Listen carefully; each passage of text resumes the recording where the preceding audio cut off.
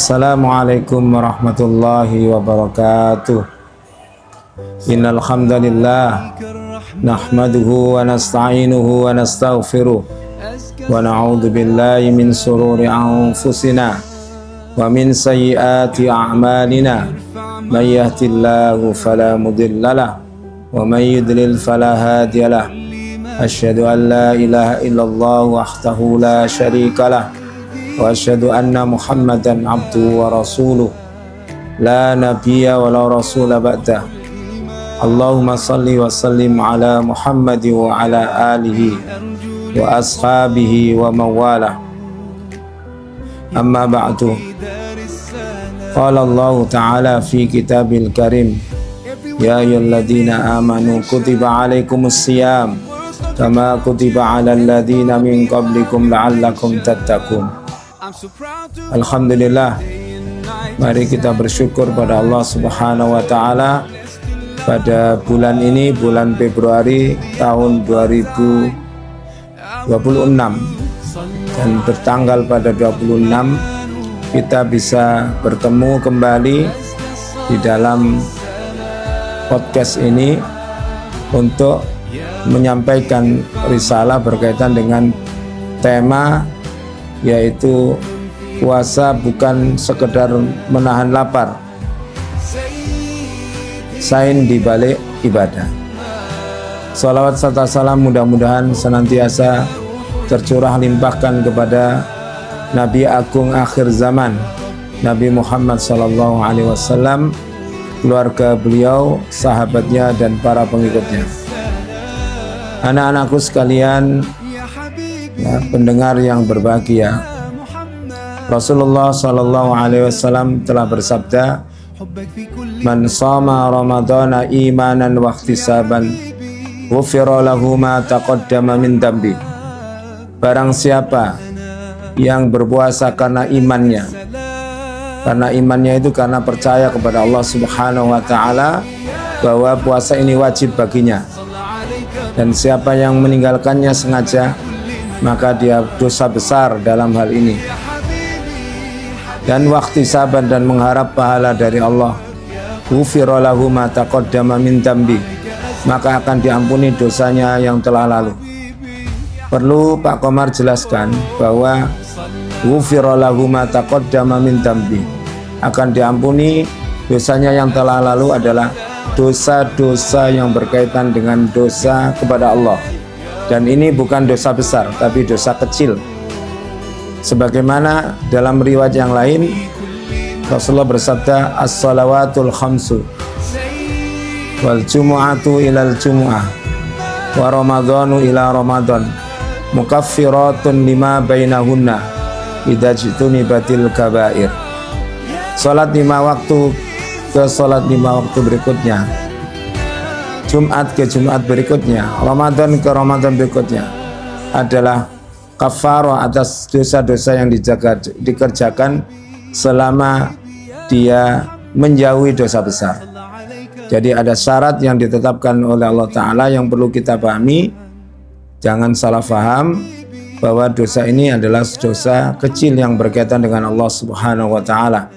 Sedangkan dosa berkaitan dengan manusia, sebagaimana keterangan Imam Nawawi, seorang ulama besar dari madzhab Syafi'i, atau keterangan Dr. Yusuf Al-Qardawi, ulama kontemporer, bahwa dosa besar adalah dosa yang harus ditobati langsung kepada Allah.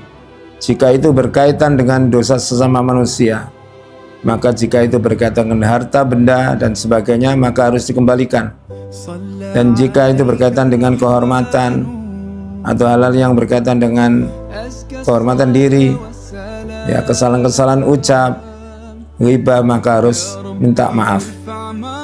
Kemudian puasa ini di dalam beberapa literatur dijelaskan bahwa puasa ini adalah menahan diri, tidak makan dan tidak minum dan tidak berhubungan suami istri, serta mendidik kehendak dan melatih mengendalikan diri.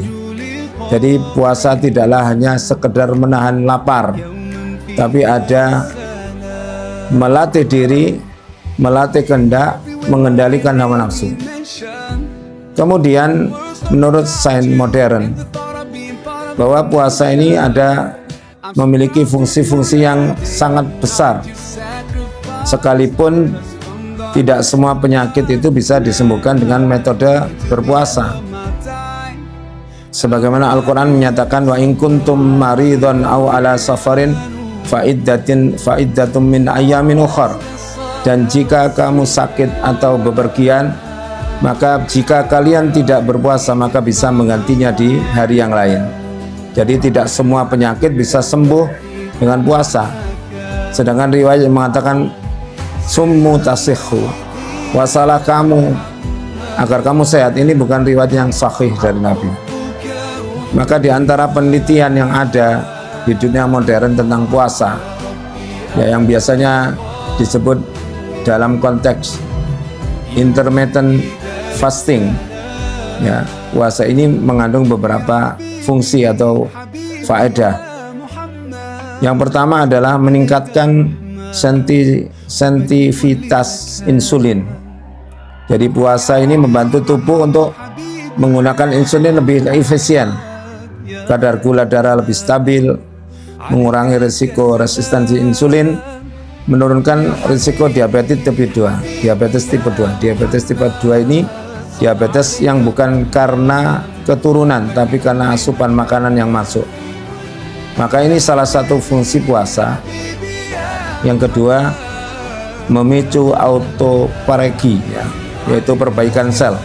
Sebagaimana di dalam penelitian yang dilakukan oleh seorang ilmuwan Jepang, Yoshinari Ohsumi, yang meraih Nobel, dia mengatakan puasa ini akan memberikan sel yang rusak, kemudian berpotensi memperlambat penuaan, mengurangi risiko penyakit degeneratif.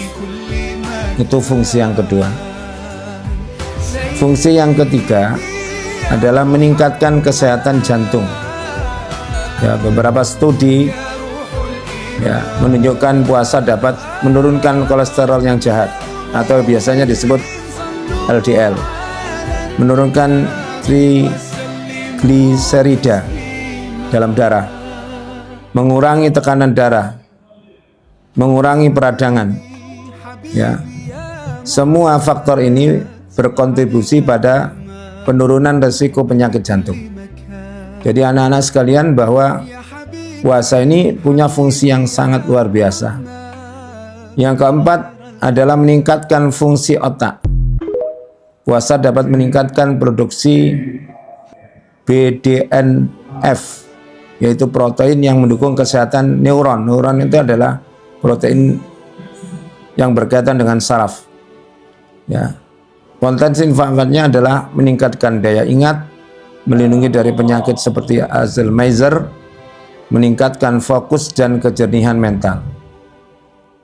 Kemudian puasa ini merupakan detoksifikasi alami, yaitu mengeluarkan racun melalui proses yang dilakukan oleh tubuh, oleh hati dan ginjal. Ini bisa dibantu dengan melaksanakan puasa dengan membakar lemak yang ada. Oleh karena itu, ma'asyiral muslimin, anak-anak khususnya, bahwa ketika sains mengatakan bahwa puasa punya fungsi yang besar, ini bentuk bagaimana Allah menyayangi hambanya. Tetapi yang perlu dicatat, catatan yang penting, jangan berpuasa karena faktor-faktor penelitian ilmiah ini. Ada atau tidaknya penelitian ilmiah, seorang mukmin harus berpuasa karena imannya kepada Allah, karena mengharap pahalanya. Kemudian penelitian-penelitian ini sebagai pendukung bahwa syariat agama kita yang berkaitan dengan puasa, khususnya Ramadan, adalah syariat yang benar. Sehingga syariat ini didukung dengan penelitian ilmiah, dan penelitian ini akan membantu kita untuk lebih kuat di dalam memahami agama, karena ternyata agama Islam ini, agama yang diridhai Allah ini, agama yang kita cintai, syariat-syariatnya selalu sama, selalu berkaitan dan signifikan dengan penelitian-penelitian modern. Yang perlu kami sampaikan sedikit bahwa metode puasa atau fasting ini yang banyak dalam beberapa literatur yang disampaikan oleh para dokter sudah banyak digunakan untuk penyembuhan penyakit yang berkaitan dengan degeneratif, misalkan diabetes.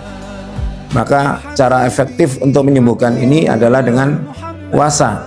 Tapi perlu diingat, tatkala berbuka juga diatur asupannya, tidak makan sembarangan. Kadang-kadang seseorang itu ketika berpuasa kemudian berat badannya semakin naik, padahal kita baca bahwa puasa bisa menurunkan berat badan karena faktor kesalahan ketika melakukan asupan. Karena ada faktor di mana puasa ini adalah berfungsi dalam mengendalikan kehendak dan nafsu, maka tatkala kita mau ingin melihat apakah puasa kita baik dan tidak, itu bisa dilihat saat berbuka. Ketika tidak terkontrol makan kita, nafsu kita lepas, maka puasa kita itu sebatas tidak makan dan tidak minum. Mudah-mudahan kita terhindar dari hal yang demikian. Di akhir podcast ini saya ada pertanyaan kepada anak-anak, yaitu pertanyaan yang berkaitan dengan materi yang baru saya sampaikan.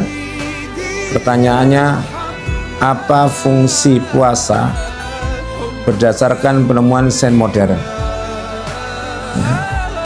Jelaskan dengan benar, ya, singkat dan benar. Jadi apa fungsi puasa berdasarkan penemuan sains modern berkaitan dengan kesehatan tubuh? Itu yang bisa saya sampaikan. Mudah-mudahan anak-anak bisa mengerti dan memahami bahwa puasa ini tidak hanya sekedar tidak makan, tidak minum, tapi Allah memberikan keistimewaan yang luar biasa ketika kita melakukan puasa untuk memberikan nilai yang lebih besar pada kehidupan ini, khususnya bisa menyehatkan badan kita. Dengan sehat itu kita akan bisa beribadah dengan sebaik-baiknya. Inilah yang bisa saya sampaikan, mudah-mudahan bermanfaat. Wabillahi taufiq wal hidayah, waridha wal inayah. Wassalamualaikum warahmatullahi wabarakatuh.